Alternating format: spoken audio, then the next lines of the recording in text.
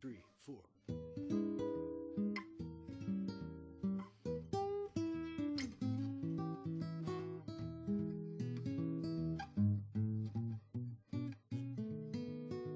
Hi, and welcome to C Sharp Programming on .NET.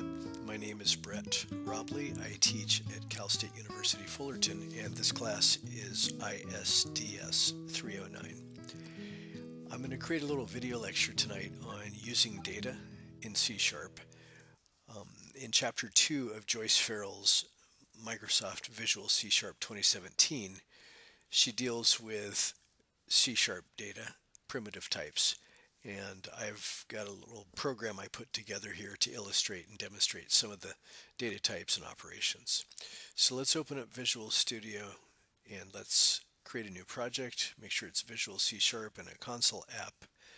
And we'll name it using data.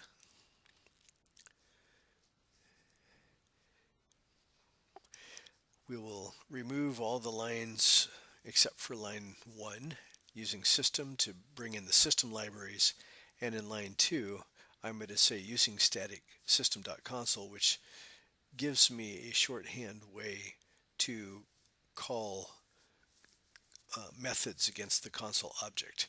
So we'll be able to call write and write line to display to the screen and read line to wait for input from the keyboard without having to type console.write or console.writeLine.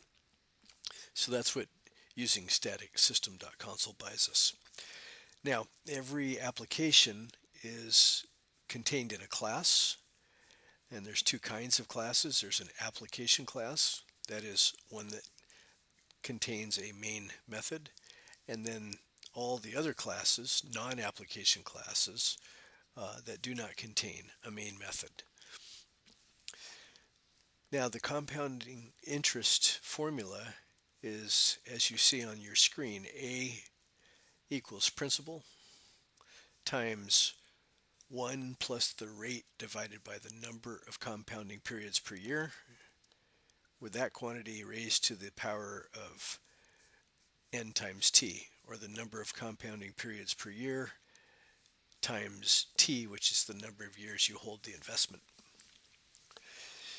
So of course, we understand that the exponent, or the power, nt, is applied to 1 plus r over n, and then finally multiplied against the principal, yielding our compound interest, or the total of our investment, which is stored in A.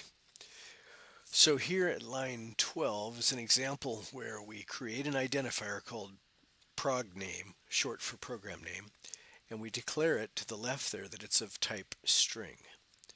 The equal sign is really an assignment where what's on the right hand of the equal sign, the literal string compounding interest, is stored in the identifier program name, or actually the memory that is identified by the identifier program name. Then we will write out the program name, and that's a string type. Now I'm going to create some doubles, A for the accumulated investment, a double P for the principal. Doubles allow you to hold rational numbers, those with fractional portions. Float is like a double, only it's just less precision. And so R stands for our interest rate, which is expressed as 6/100ths, or 6%. And then T is an integer, meaning it's a counting number, no fractional portion, and we'll set that equal to 1. That's the term of our investment, 1 year. We're going to hold this investment. And then the integer n equals 1. N is the number of compounding periods per year, and so 1 would mean annual compounding. Now, C Sharp, unlike other curly brace languages, does not have an exponentiation operator. And so I have to rely on a library function, or a .NET framework class and method called math.pow. On line 20, math.pow takes the first parameter in the parentheses, the 1 plus r over n, and raises it to the power of the second parameter, which is n times t. And then it multiplies all of that times p and stores the value in a. In the write line statement, I'm going to write out the two strings, well, yeah, two strings. The first one is yearly, and the second one is the value a converted to a string and formatted into currency. That's what the quote C does for you. Now, what I'm going to do is I'm going to copy these lines and I will replicate these lines 3 more times. And the reason I'm doing this is so that I can show you the difference in our investment return as I increase the number of compounding periods per year.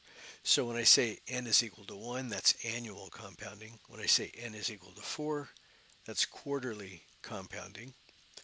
When I say n equal to 12, that's monthly. And of course, when I say 365 in the next one, that is daily compounding.